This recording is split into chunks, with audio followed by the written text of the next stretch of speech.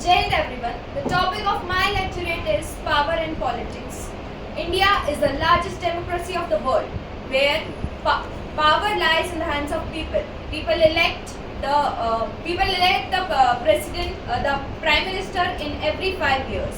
Whereon the politics means creating or choosing a leader, and power is the one which they uses to create a responsible way and decision so that they can lead and contribute to the welfare of the country.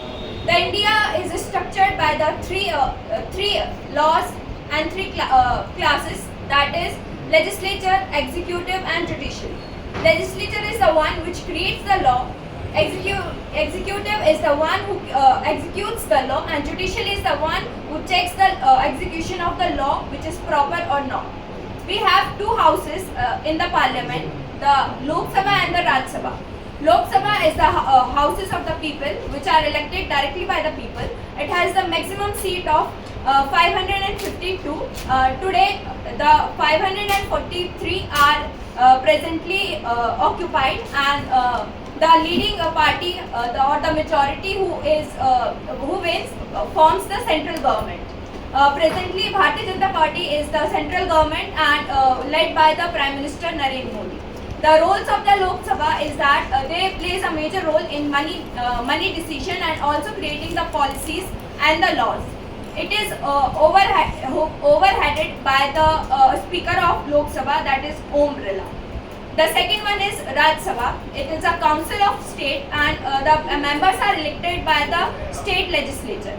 The total seats are 250, and currently the occupied is 245. The power lies that they seize the bills and the laws which are being created, and the speaker is vice president. Currently he is not there, so the deputy chairman Harivansh ji takes care of it. Talking about the latest news, currently the monsoon sessions are holding at the parliament, which are started from 21st of July. They are discussing on the Operation Sindoor and the bills which are passing by. So in the conclusion, I can say that power and politics are the key pillar of the democracy, where the president, the Lok Sabha and the Raj Sabha, and also the country plays a major role in the welfare of the country. But we as a youngster should know our rights and vote wisely, as the power lies in the hands of the people.